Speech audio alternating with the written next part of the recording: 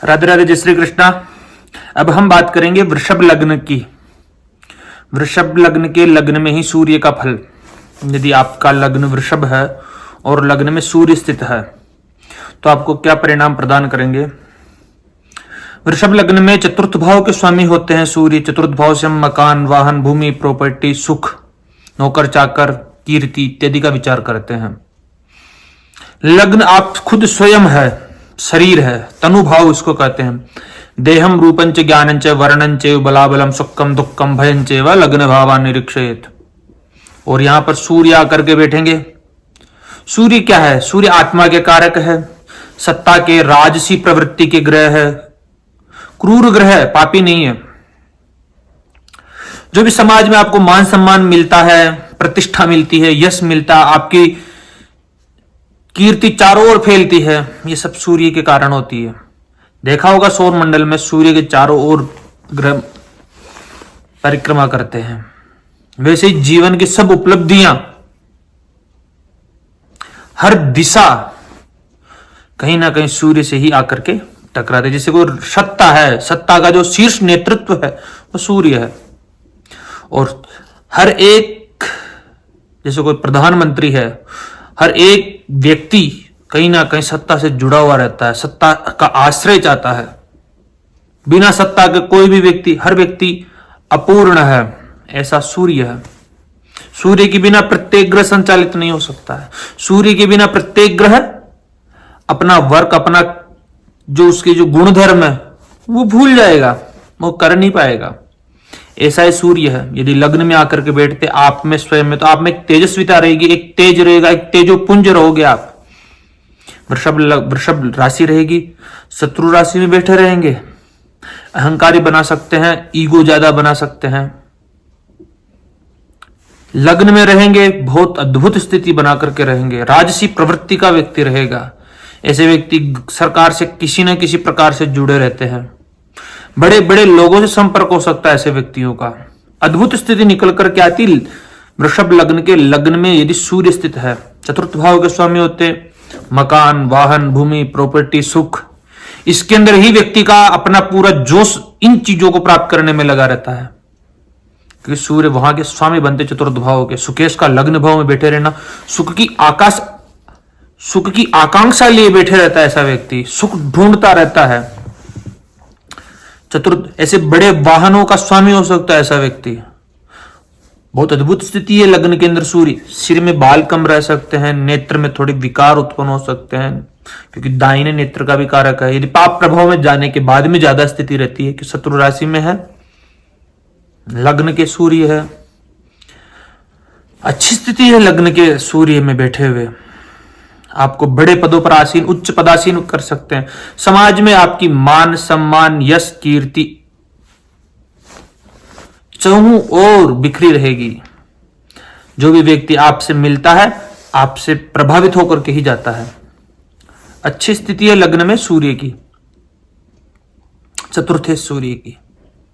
शास्त्र क्या कहते हैं इस विषय में हम उसको समझते हैं। पहले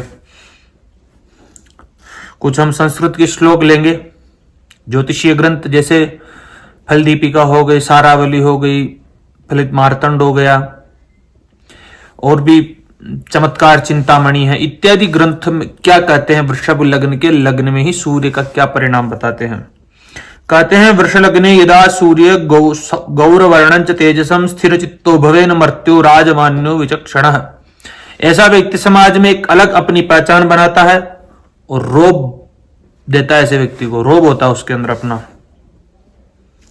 वृषभ लग्न में सूर्य होने से जातक का वर्ण गौर मतलब सांप और मुख पर तेज होता है। ऐसा व्यक्ति स्थिर चित्त मतलब कि दृढ़ निश्चयी होता है, मुझे ये काम करना है तो करना है, किसी के आगे जल्दी से झुकना नहीं तो नहीं झुकना है।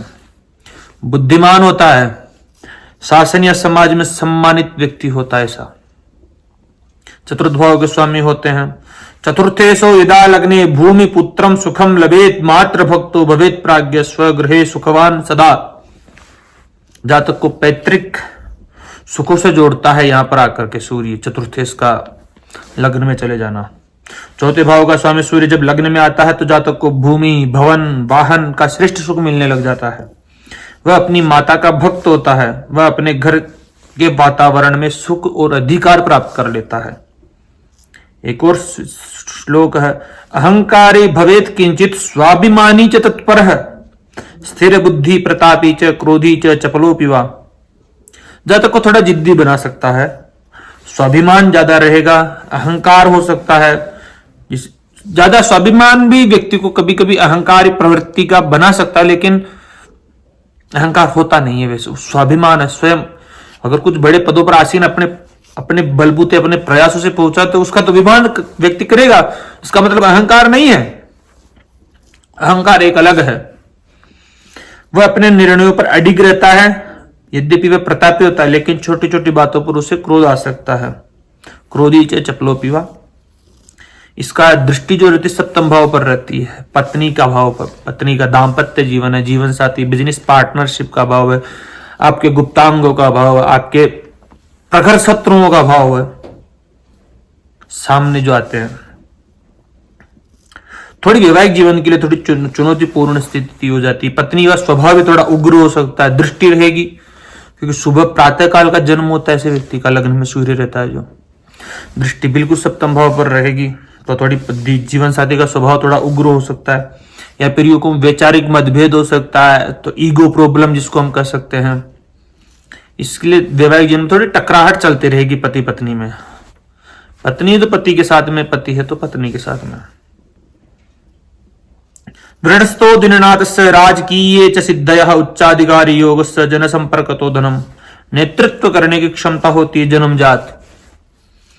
वृषभ का सूर्य जातक को सरकारी कार्यों में सफलता दिलाता है। ऐसा व्यक्ति उच्च पद प्राप्त करने की क्षमता रखता है। जनसंपर्क, पब्लिक डीलिंग या प्रबंधन के कार्यों में धन अर्जित करता है। मतलब इसका क्या निकल करके आता है? आकर्षण, रोबदार, आत्मविश्वास से भरपूर रहता है, स्वयं के परिश्रम से निर्मित मकान और उत्तम वाहन खरीदता है।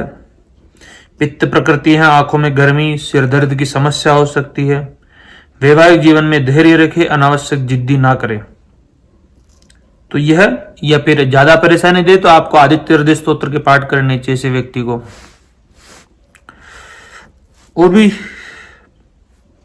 क्या क्या परिणाम देता है देखते हैं।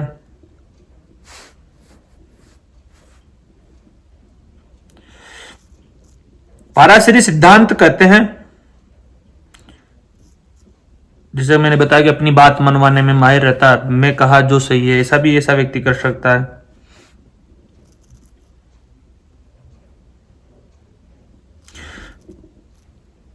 सूर्य अपनी राशि से दशम स्थान होने के कारण दिग्बली है। ऐसे जातक की मानसिक, शारीरिक, सामाजिक, राजनीतिक प्रतिभा विलक्षण होती है। जातक भाग्यवान तथा धनवान होगा। राजा या ऊंचे अफसर की तरह जीवन जीना पसंद करेगा, ऐसी स्थिति है। अब हम ग्रह युतियों की बात करते हैं। यहाँ पे यदि सूर्य के साथ में यहाँ पे चंद्रमा आकर के बैठते हैं तो ये अमावस योग का निर्माण हो जाता है। चंद्रमा माता के कारक है। यदि अस्त ही हो जाते हैं चंद्रमा, क्योंकि सूर्य के साथ में चंद्रमा रहेंगे तो अमावस्या के आसपास में जन्म होता है व्यक्ति का, प्रातः काल का, तो माता के स्वास्थ्य में परेशानी। चंद्रमा तृतीय भाव के स्वामी होते हैं यहाँ पे। तो एक ये राजयोग का तो निर्माण करते ही करते हैं, ऐसा नहीं कि राजयोग का निर्माण नहीं करते हैं। यहाँ पे राजयोग का निर्माण तो करते ही करते हैं, लेकिन ये अमावस्या का योग कभी कभी आपके मानसिक स्थिर को थोड़ा चिंतित कर सकता है, क्योंकि मन का कारक है चंद्रमा, थोड़ा बेचैनी उत्पन्न कर दे। स्थिति थोड़ी आपके मानसिक स्थिति को लेकर के थोड़ी सही नहीं रहेगी। आपके छोटे भाई बहनों के लिए सही नहीं रह सकती। आपके साहस पराक्रम में थोड़ी कमी कर दे, ऐसी स्थितियां निकल करके आती है। क्योंकि जो सूर्य की जो गर्मी है ना, जो आप में तेज है, वो चंद्रमा शीतल कर देता है। शीतलता, ठंडक, शीतलता हावी हो जाती है उस पर। या यूं कहूं कि शीतलता हावी ना हो तो सूर्य उस आपके जो स्वभाव है वो चंद्रमा है आपके मन पर हावी हो जाता है, ऐसा हो सकता है। चंद्रमा हावी नहीं हो, सूर्य हावी होगा। जहां तक कूटनीति में निपुण हो सकता है, दृढ़ निश्चय हो सकता है, स्वावलंबी हो सकता है। उसमें एक भावुकता की कमी रहेगी। माता के स्वास्थ्य को लेकर के चिंताएं तो होती है। यदि सूर्य के साथ में मंगल आकर के बैठे तो ये पराक्रम योग बना देता है। ऐसे व्यक्ति इंजीनियर आईटी क्षेत्र में जाए, सेना में जाए, पुलिस में जाए, पराक्रम जहां पर दिखाया जा सके, ऊंचे पदों पर आसीन हो सकता है, आईपीएस अधिकारी हो सकता है ऐसा व्यक्ति। ये ग्रह युति की बता रहा हूं। राजयोग भी होने चाहिए वृषभ लग्न में, शनि की अच्छी स्थिति होनी चाहिए। शनि परम राजयोग कारक होते हैं वृषभ लग्न में। सूर्य यहाँ पे मंगल जो होते हैं, मंगल सप्तम भाव के भी स्वामी होते हैं, द्वादश भाव के भी स्वामी होते हैं, मांगलिक बनाती है जन्म पत्रिका को। सूर्य और मंगल सेना में बड़े पदों पर आसीन हो सकता है ऐसा व्यक्ति। बहुत रोबदार बना देता है। मंगल भी उग्र प्रवृत्ति का, सूर्य भी उग्र प्रवृत्ति का। इसको संभालना बहुत परेशानी में। बीपी की समस्या हो सकती है, रक्तचाप हो सकता है ऐसे व्यक्तियों को, रक्त में विकार भी हो सकते हैं। बड़े पदों पर आसीन होने वाला होगा, लेकिन ये क्रोधी और जिद्दी स्वभाव का भी बना सकता है सूर्य और मंगल, किसी की सुनेगा नहीं। हो सकता है चोट, दुर्घटना इत्यादि, जैसे कि चेहरे पे चोट दे सकता है मंगल लग्न में बैठा हुआ, सूर्य के साथ में बैठा हुआ। अस्त नहीं हो तब तो ज्यादा और श्रेष्ठ है, अस्त हो जाए तब थोड़ा कम। तो ये स्थितियां निकल करके आती है सूर्य के साथ में मंगल की। यदि सूर्य के साथ में बुध हो, बुधादित्य योग का निर्माण होता है।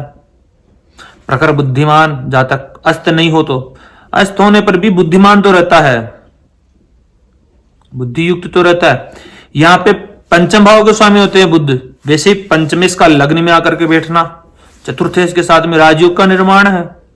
केंद्र त्रिकोण पतय संबंध परस्परम इतर ही प्रसक्ता सद्विशेष फलदायका। सिविल प्रशासन की तैयारी करे, बहुत बुद्धिमान व्यक्ति रहेगा। अध्यापक बने, श्रेष्ठतम अध्यापक बने, गुरु बन सकता है, अच्छे पदों पर आसीन हो सकता है ऐसा व्यक्ति भी बुधादित्य योग के प्रभाव से लग्न में। गणित कोडिंग का काम करे, कंप्यूटर साइंस का काम करे, ऐसे व्यक्ति बहुत आगे बढ़ सकते हैं, क्योंकि इनकी प्रतिभा जो भी होती है बहुत समाज में बहुत अच्छे काम, योग्यतम व्यक्तियों की स्थिति रहती है इसी जन्म पत्रिका में। योग्य रहेगा ऐसा व्यक्ति सूर्य बुधादित्य योग के कारण। यदि अस्त नहीं हो तो प्रखर बुद्धिमान रहेगा, बड़े पदों पर आसीन होने वाला होगा। बुद्ध जातक की पत्नी भी पढ़ी लिखी होती, धनवान होती, जातक को जीवन में सभी प्रकार के सुख संसाधनों की प्राप्ति स्वयं के पुरुषार्थ से होती है ऐसे व्यक्तियों की।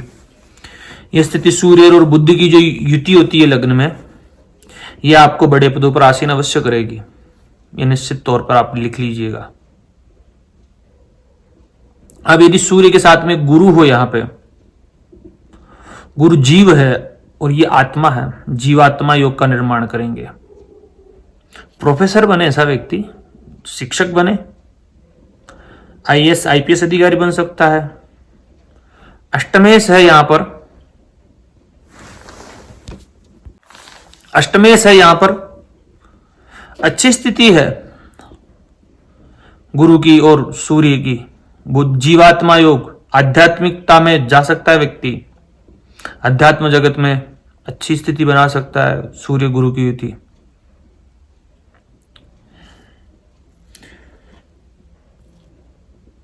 पुत्रवान होगा, सुख में बढ़ोतरी होगी, जातक का भाग्योदय धार्मिक कार्य के माध्यम से होता है, सब व्यक्तियों का भाग्योदय, अच्छी स्थिति है।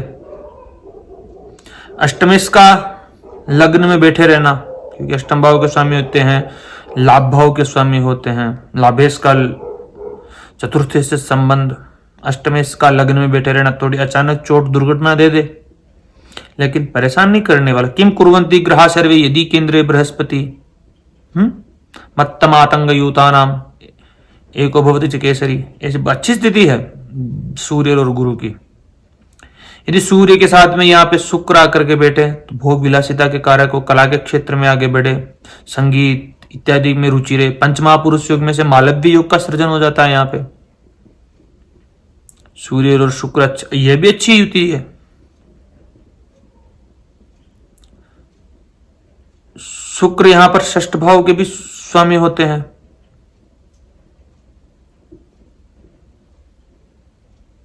तो स्थिति सही है, षष्ठेश का दोष नहीं लगेगा शुक्र को।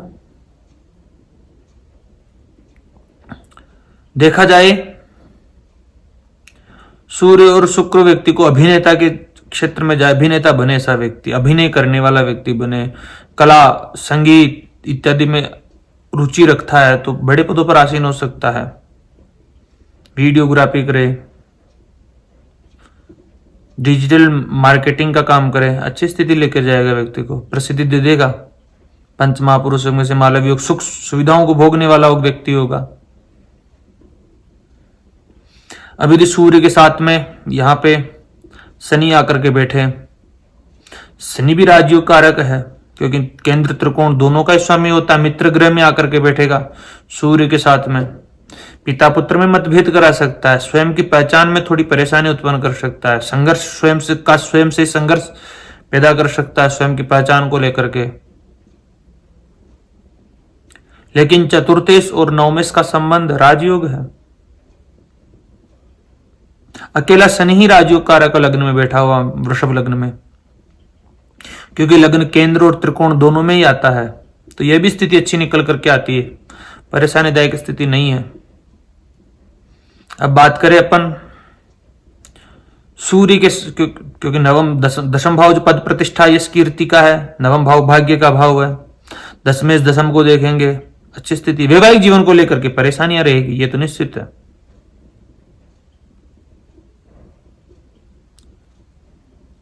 अब बात करें अपन सूर्य के साथ में यदि राहु हो तो यह ग्रहण दोष बन जाता है। हम यह युति श्रेष्ठतम युति नहीं कर रहेगी, सूर्य और राहु की युति। सूर्य और राहु आपको पदच्युत कर सकता, बड़े पदों पर आसीन भी कर दे, तत्काल वहां से गिरा भी दे, ऐसी स्थितियां हैं। आपको कलंकित करे, आपको उपहास का केंद्र बना दे, आपका अपमान हो, आपको एक नजरअंदाज किया जाए, ऐसी स्थितियां उत्पन्न कर सकता है सूर्य और राहु। यह स्थिति बिल्कुल सही नहीं है। पिता के स्वास्थ्य में परेशानियां उत्पन्न कर सकता है, हृदय की समस्या उत्पन्न कर सकता है, सिर में बड़ी वेदना रहती है, सिर में दर्द ज्यादा रहता है ऐसे व्यक्तियों का, चेहरे पे व्रण हो सकता है, ऐसी स्थितियां उत्पन्न कर देंगे सूर्य और राहु। इसको ग्रहण दोष कहते, पूजन इसकी शांति करवानी परम आवश्यक रहती है। यदि सूर्य के साथ में यहाँ पर केतु हो तो डिटैचमेंट का ग्रह, मोक्ष का ग्रह है, यह भी ग्रहण दोष है। लेकिन सूर्य राहु के जितना खराब नहीं है सूर्य केतु की युति। आत्मा के साथ में मोक्ष का ग्रह का बैठना संन्यास योग का भी निर्माण कर देता है। मोक्ष के मार्ग पे चले, आध्यात्मिक जगत में जाए ऐसा व्यक्ति, अध्यात्म से जुड़ जाएगा, आध्यात्मिक जगत में उच्च पदों पर आसीन हो सकता है ऐसा व्यक्ति। सूर्य और केतु की युति श्रेष्ठतम है लग्न में बैठी हुई, जैसा कि देखने में आया है।